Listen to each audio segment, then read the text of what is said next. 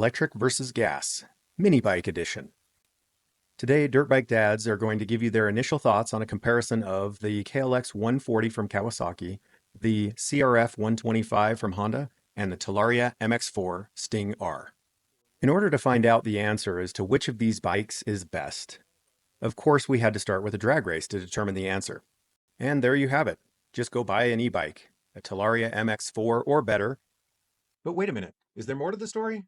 Let's dive in a little deeper. So what are some of the things that you would consider when trying to make a decision like this? Would it be speed, range, weight, or maybe just how fun it is? We selected these three bikes because, well, one, we had access to all three. We've got them sitting in the garage. And number two is the Honda CRF 125 is a very good beginner bike for someone learning to ride a clutch. They're very reliable. You can find them everywhere, and they're a really good all-around bike. And similarly, the Talaria MX4 Sting R is one of the e-bikes that is readily available, relatively inexpensive, and a good intro or starter bike. We chose the KLX 140 because it's a good step up from that 125. It's also readily available and a good all-around bike. So when we zoom out just a little bit and look at these three bikes, you can see that the three of them have a very similar seat height, so roughly the same size rider could ride any of these three bikes.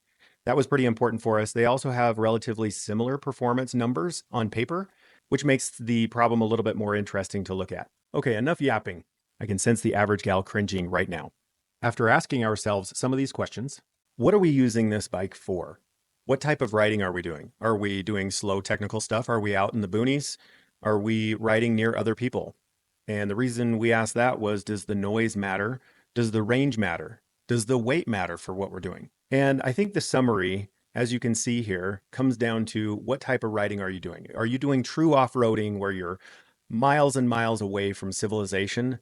Then you probably ought to have a gas motor, because then you can always carry a little extra gas if you need to, but you have so much more range. We're talking up to 108 miles in some references that we looked at for the CRF 125 and around 60 for the KLX 140.